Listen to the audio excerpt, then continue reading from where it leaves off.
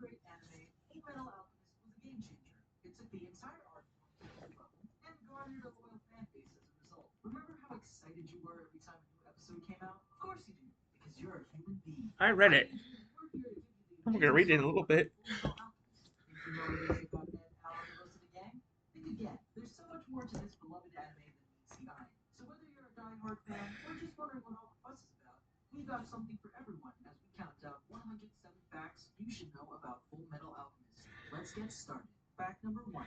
Full Metal Alchemist was created by Hiromu Arakawa, the author of Silver Spoon and the illustrator for The Heroic Legend of Arslan and Hero Tales, which all received anime adaptations. Number two. Before starting Full Metal Alchemist, Arakawa used the concept of the Philosopher's Stone in another independent manga. During her studies, she read up on the art of alchemy and said that the more I read up on alchemy, the more interesting I found it. I was more attracted to the philosophical aspects of it than the practical ones. Thus, the basic groundwork for Full Metal Alchemist was born. Number three.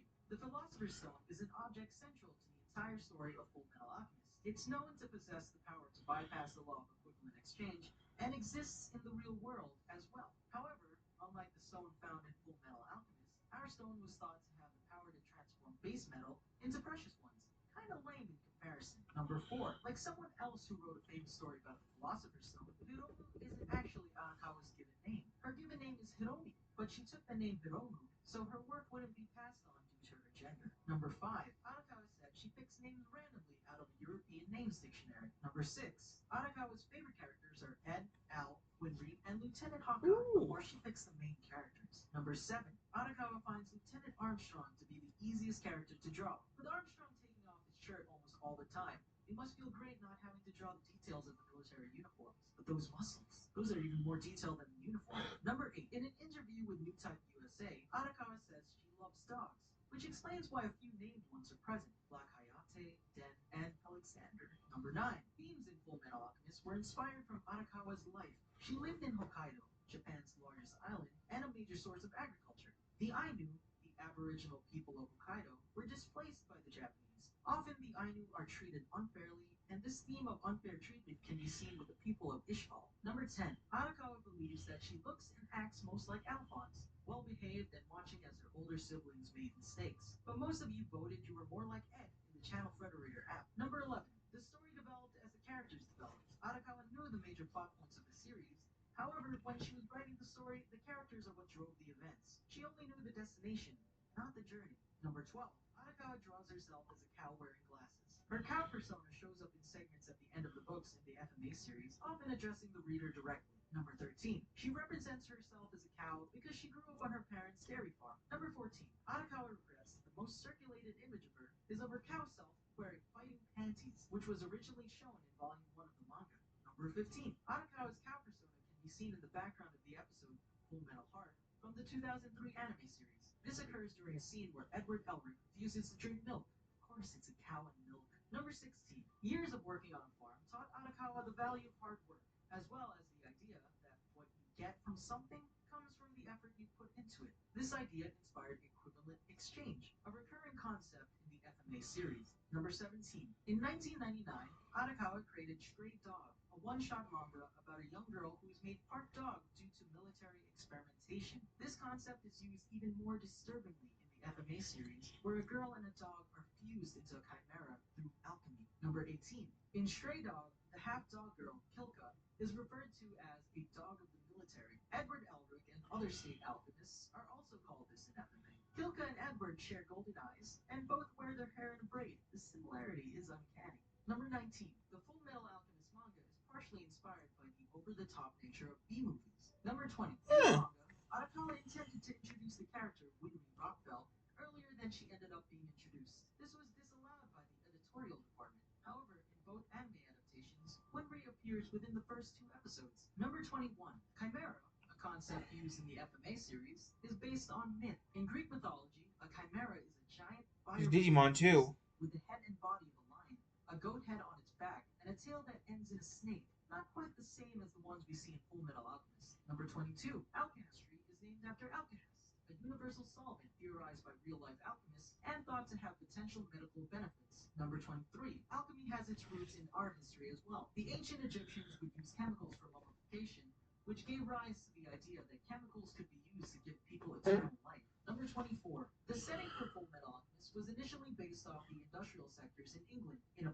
Industrial Revolution world. Amestris and the whole world of Full Metal Alchemist eventually evolved over time and included giant fortresses and valley towns. But it's nice knowing where things started. Number 25.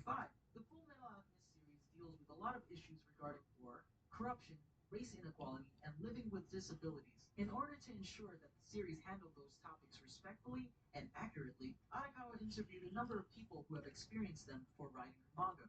Number 26. In the English dub, Yoki, a corrupt military officer, is voiced by Barry Yandell, who also voices Bentham in One Piece. Coincidentally, in the Japanese dub, Bentham is voiced by Kazuki Yao, who also voices Yoki in Full Metal Alchemist. Number 27. Nearly every known member of the military, mainly Mustang's unit, is named after some type of mid-20th century military aircraft, including P-51 Mustang, E-2 Hawkeye, FJ-1 Fury, M28 Havoc, and KI-84 Hayate.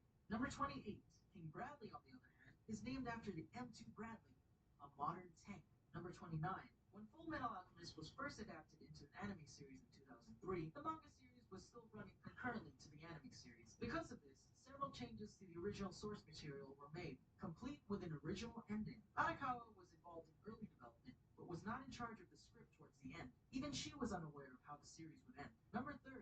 Since Arakawa did not create and further develop all of the homunculi by the time Full Metal Alchemist started airing, anime original versions of Wrath and Sloth were created. Furthermore, Pure King Bradley shifted from being Wrath in the manga to becoming the homunculus Pride in the adaptation. Number 31. The origins of the homunculus differed from the manga as well. In the Full Metal Alchemist anime series, the homunculi are byproducts of failed human transmutations. They're given a form after coming in contact with red stones, which give them their power. This is different from Brotherhood and the manga, where the homunculi are creations and parts of Father. Number 32. In an interview with Anime News Network, screenwriter Sho Aikawa explained that Full Metal Alchemist was on a fixed time schedule. In order to provide good entertainment to the audience, Aikawa and director Seiji Mizushima decided that the series was going to be about the development of the characters rather than following the manga to the T, so original parts were going to be created. He compared it to how movie adaptations of popular comics didn't have to be one-to-one with the original comic series. Number 33. When Aikawa was working on the adaptation of Full Metal Alchemist, he made it his goal to properly represent the themes present in the series. He explained that there were unspoken rules that existed in Japanese television, which limited some themes from being shown. However, he stated that he wasn't showing these harsh themes just to show them, but used them to get the message across properly. Hey everyone, taking a quick break from the facts to let you know that Frederator's online store Stash Right is offering a $1,000 gift card to buy your plushies, t-shirts, and other stuff from your favorite cartoons. Basically, a gift card is like a Philosopher's Stone that turns a card into cold hard swag. Contest rules apply. See the link in the description. Also, for a limited time, all shipping in the United States from Stash Riot is completely free. And if you're outside the US, Stash Riot is taking $5 off the shipping cost. Both of those offers end on April 30th, so take advantage of them before they're gone. And with that, let's get back to the facts. Number 34. In the very first scene of the very first episode of the very first anime adaptation, you can see Al's armor pre-soul bounding. A nice nod to what's about to happen next. Number 35.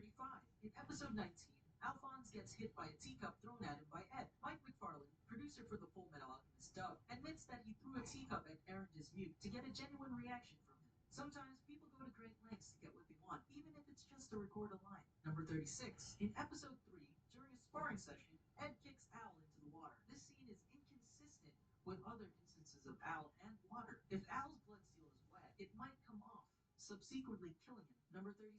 Also in episode 3, we see a scene where Mustang receives a letter. However, the letter isn't addressed to him. It's addressed to a certain James Herbert, a well-known British horror writer. Does Mustang steal letters and read them? Number 38. Sid Curtis has the ability to sleep with his eyes open. This ability is not seen in Brotherhood or the manga, and could very well be unique to the 2003 anime series. Number 39.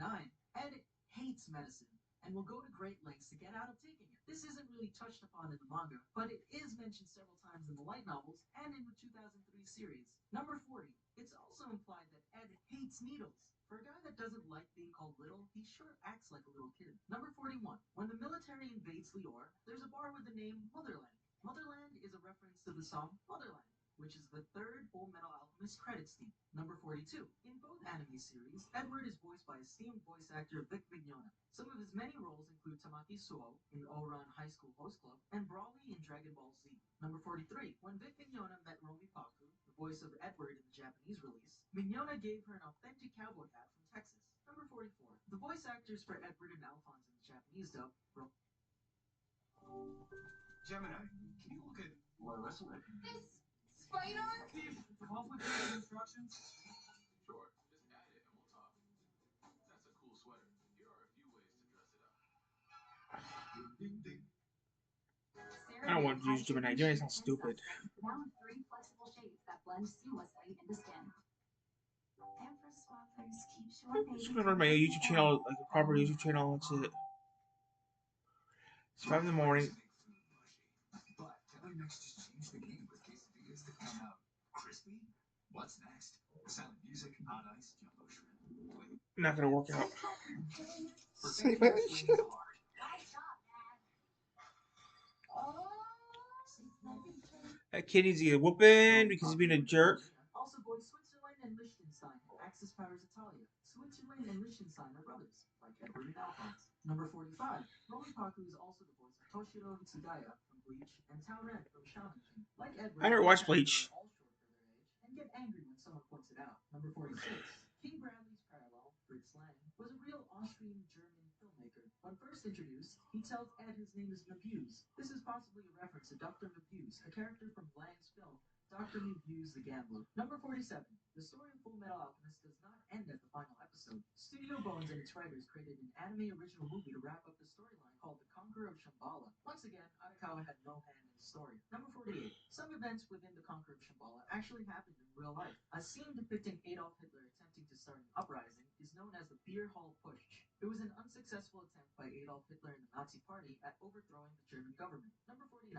The Thule Society mentioned in The Conqueror of Shambhala is a group that actually existed. The Thule Society sets the basis of Nazi ideology. Several members are present in the movie, such as Rudolf Hess, Karl Haushofer, and Adolf Hitler. Number 50. The Thule Society serves a very prominent role in the movie, with several real-life members depicted. However, the main antagonist, Dietland Eckert, never really existed in real life. She could be a reference to Dietrich Eckert, who was a very prominent member in the society. Number 51. Full Metal Alchemist received 2 separate anime adaptations by Studio Bones. Full Metal Alchemist, which aired from 2003 to 2004, and Full Metal Alchemist Brotherhood, which aired from 2009 to 2010. I've seen Brotherhood. Those of you that watched the English dub of Full Metal Alchemist might have noticed that Alphonse's voice sounds different in Brotherhood. This is because it is different. Aaron Dismuke originally voiced Alphonse Elric in the 2003 series, but due to his voice changing because of puberty, he was replaced by Maxie Whitehead. Sometimes growing up sucks. Number 53. If you missed Aaron Dismuke, don't be sad. Dismuke briefly returned in Brotherhood, where he voiced,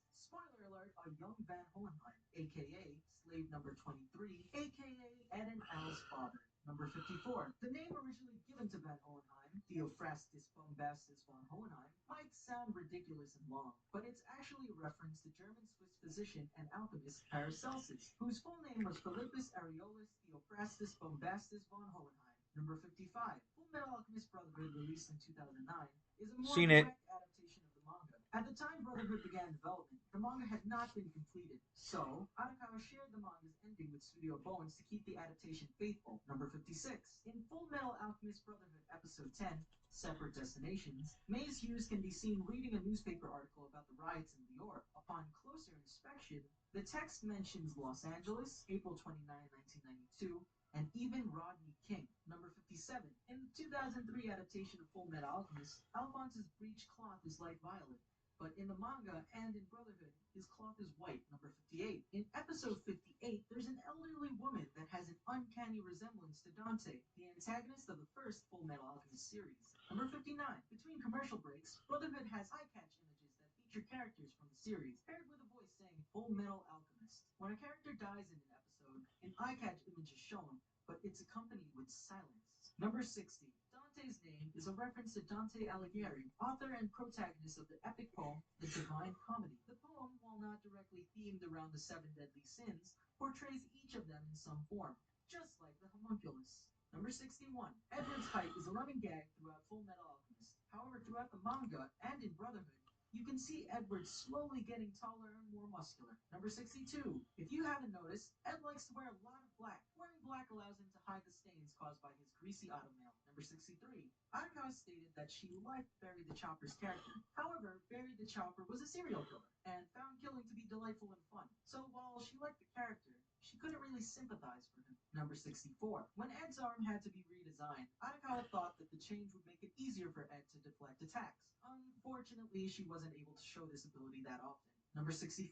Despite being important to the origin story of the homunculus Wrath, and being a central figure in the Fuhrer candidate experiments, the doctor with the golden tooth doesn't have a proper name. He's widely known as the Gold Tooth Doctor, or just Doctor. Number 66.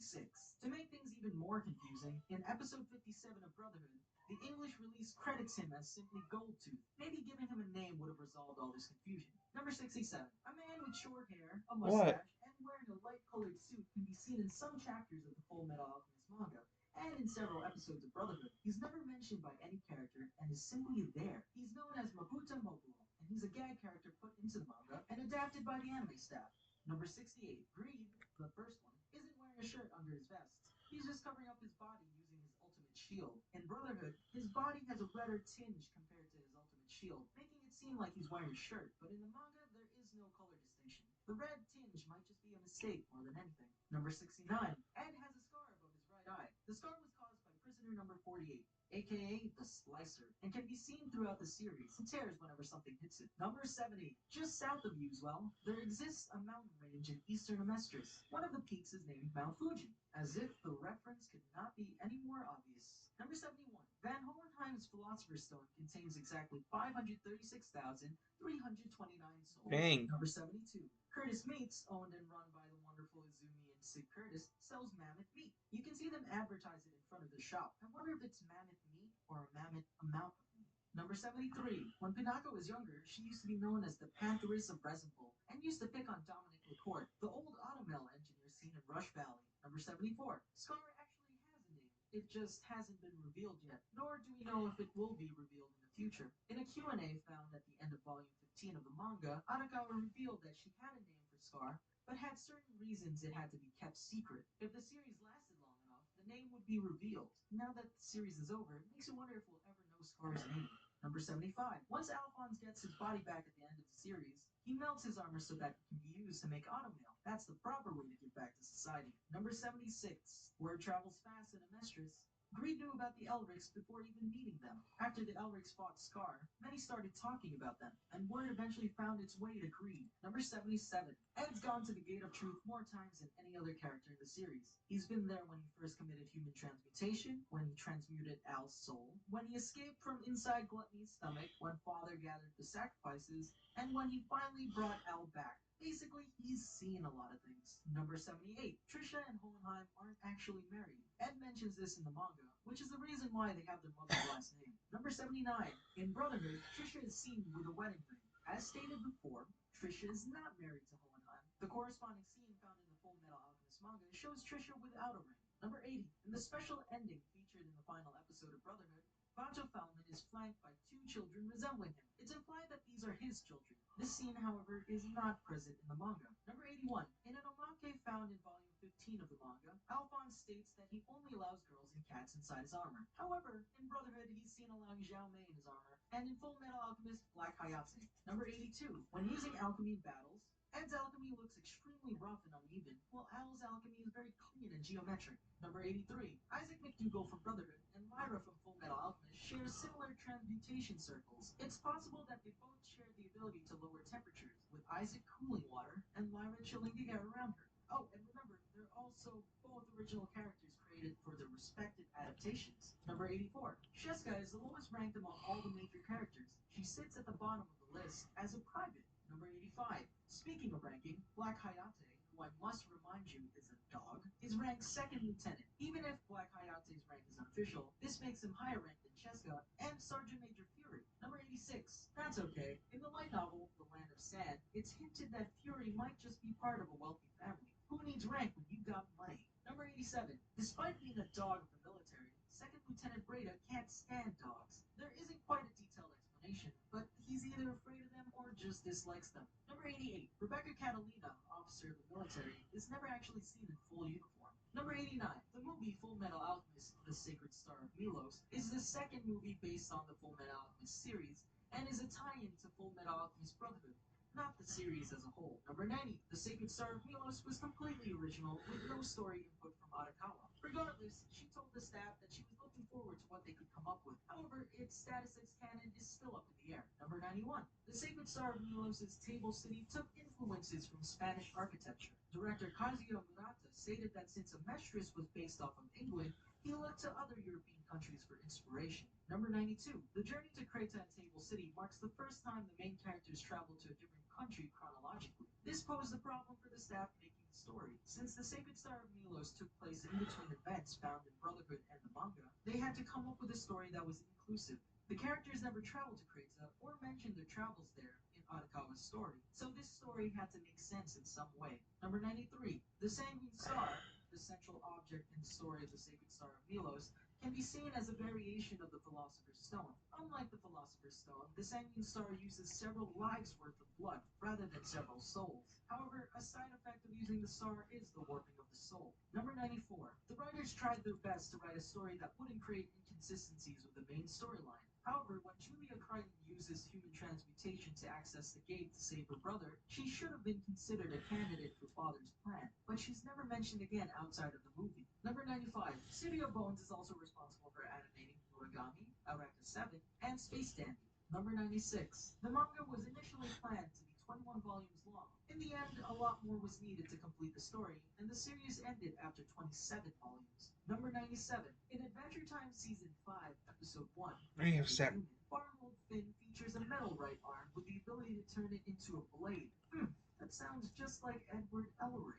Number 98. The connections go even deeper. Romi Paku, the Japanese voice actress of Edward Elric, also voices Finn in the Japanese dub of Adventure Time. Number 99. In the Evangelion-themed episode of Regular Show, Brilliant Century Duck Crisis Special, a transmutation circle can be seen for a split second in the opening animation. Fact 100. In episode 12 of Lucky Star, there are several cosplayers cosplaying as characters from Full Metal Alchemist. Number 101. You won't believe me when I tell you, but Lust is married to Roy Mustang. In real life, anyway. Yes, Laura Bailey, voice of Lust, is married to Travis Willingham, the voice of Roy Mustang. Must be awkward knowing that your husband is responsible for destroying your character. Number 102. In Japan, the transition from 2003 to Brotherhood didn't fare well for most of the voice cast. All but two of the main voice actors from 2003 lost their voice roles. Oddly enough, for the English dub, a majority of the voice cast were able to reprise their roles. Number 103. In 2004, Full Metal Alchemist won the Best Television Animation Award at the 9th Animation Kobe, an event created to promote anime and other forms of visual media. Number 104. Also in 2004, Full Metal Alchemist was one of the jury-recommended works in the Japan Media Arts Festival in Anime Division. Number 105. 2004 was really Full Metal Alchemist's year, because it also won Best Screenplay, Best Voice Actor, and Notable I'm Actor gonna in the nap. television category at the Tokyo Anime Awards. Number 106. In 2012, Full Metal Alchemist Brotherhood won Best Vocal Ensemble in an Anime title at the BTVA People's Choice Voice Acting Awards. Number 107. Wendy Powell also won for Best Female Vocal Performance in an Anime title in a supporting role at the BTVA People's Choice Voice Acting Awards for doing the voice of Envy. Thank you for watching 107 Facts About Full Metal Alchemist.